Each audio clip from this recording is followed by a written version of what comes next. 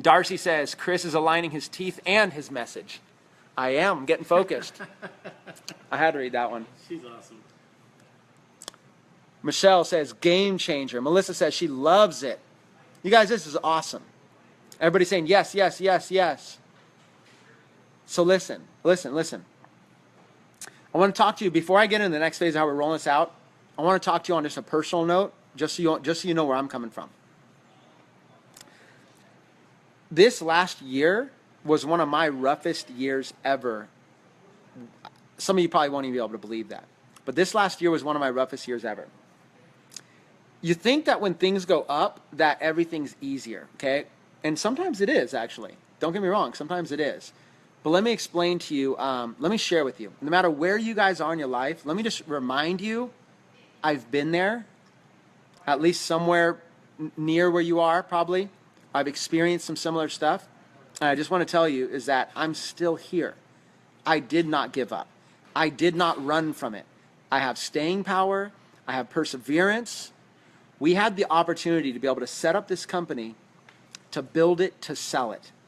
And that opportunity would come with a big, big, big paycheck for me. But you know what I chose to do instead of that? When I partnered with Jim Piccolo, he said, hey, we got a couple strategies here. We can build to sell, or we could build this thing long term.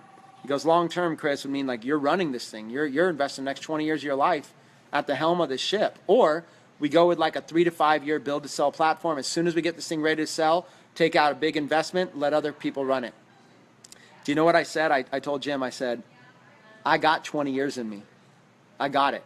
I got 20 years in me. I said, I need to make some changes. If I'm going to be trusted with the responsibility of leading this organization, I need to get myself in a little bit better place. So here's what I did for you guys, okay?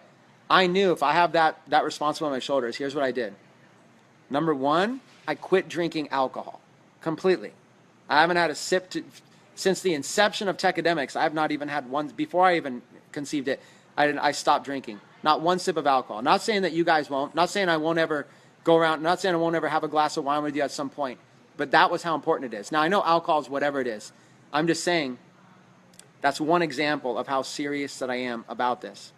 Another example, as you know, last year was one of the roughest years of my life, and that's because I went through a divorce, okay? The divorce was unrelated to any of this. The divorce happened last year, and the divorce was actually something that was pending for a couple years previously. I just didn't ever share it with anybody. I went through that divorce, and it kind of shook me up. And you know what I did is I have children. I have a 3-year-old and a 5-year-old son in California. For you guys, what I did was I knew I was going to be trusted with this responsibility.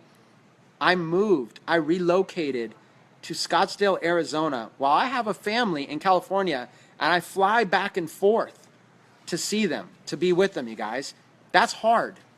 I did that because I knew if I was going to lead this company with a leader, 20-year, 30-year plan, like you guys really to be able to have a place that you can build. I knew if I was going to do that I needed to give you my full commitment. Not only that, and I know this part is just going to seem silly to a lot of you guys, and this is me just being too transparent, but I even went like 6 months or whatever, no dating, no girls, celibacy, everything, just to be able to get my mind focused. In that time frame also, I started waking up at 5 a.m. every single morning. You know, of course, I've had a few days I've missed it, but I started waking up at 5 a.m. every single morning. If you've noticed, I've lost weight. I've got in good shape. This is healthy shape, you guys. I've got in good shape. I've lost weight. I'm getting back into fitness. I'm getting back into focus.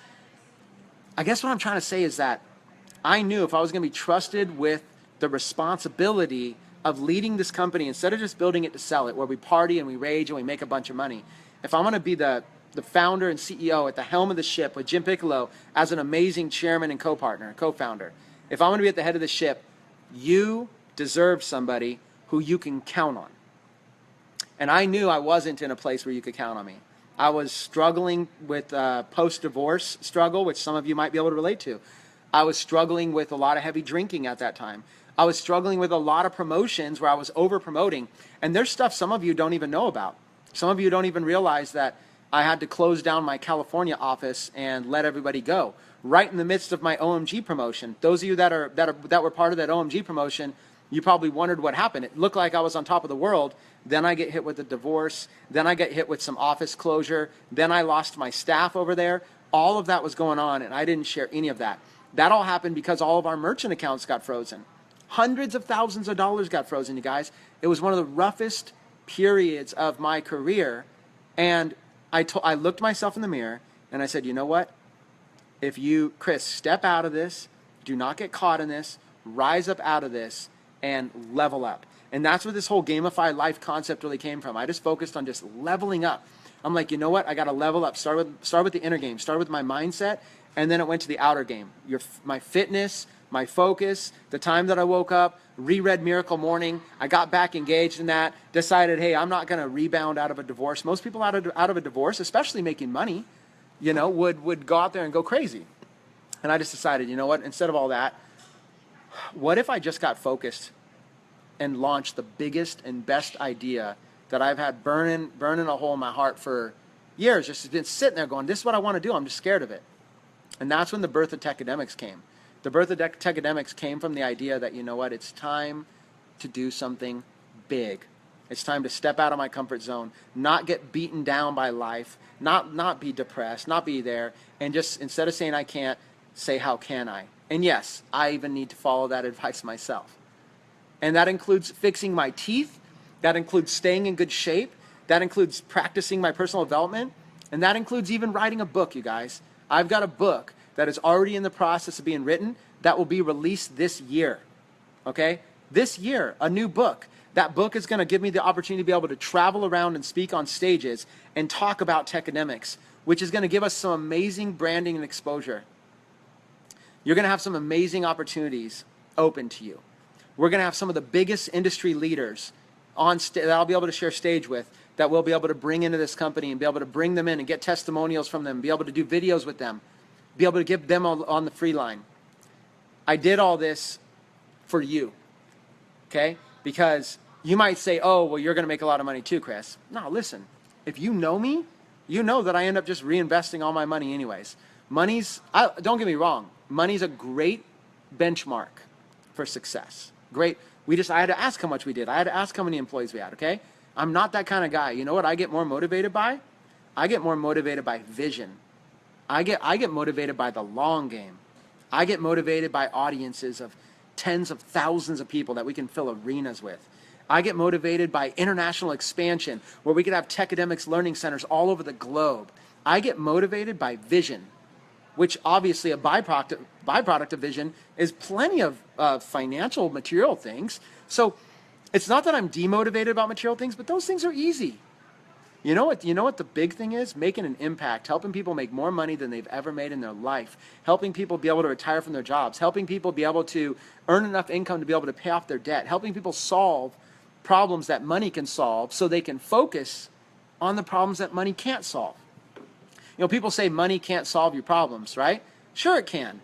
If you put all your problems on a list, there's problems that money can solve and there's problems that money can't solve. You know what? None of us are focused on the problems money can't solve because we're clouded by the ones that money could solve. If we just took your problems and we solved the money ones, then you could actually focus on solving the problems that really matter. That's what we can usher in here at Tecademics. I'm being serious. I'm just being very real and transparent with you. It's the ability to be able to give you a place you can call home for several decades. It's the ability to create an opportunity that can have longevity to it.